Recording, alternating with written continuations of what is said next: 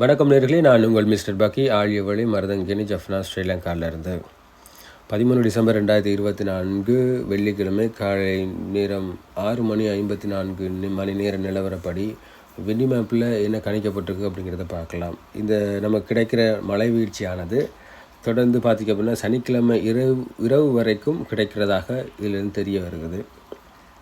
அதே சமயம் பார்த்திங்க அப்படின்னா இலங்கையில் இருந்து சுமார் 1300 கிலோமீட்டர் தூரத்தில் இன்னொரு காற்றழுத்த தாழ்வுநிலை சுழற்சி ஒன்று உருவாகி இருக்கிறது.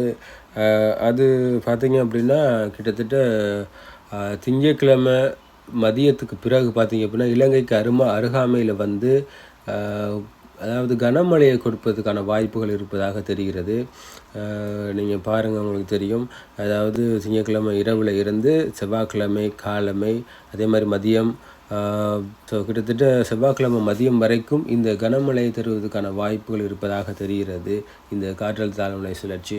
ஸோ இந்த காற்றழுத்த தாழ்வுநிலை சுழற்சி அது எவ்வாறு நகரப்போகிறது அப்படிங்கிறத தொடர்ந்து தெரிஞ்சுக்க எங்களோட இணைஞ்சிருங்க. சைனிங் ஆஃப் பக்கி, swim coach and life saving trainer and media creator. Thank you.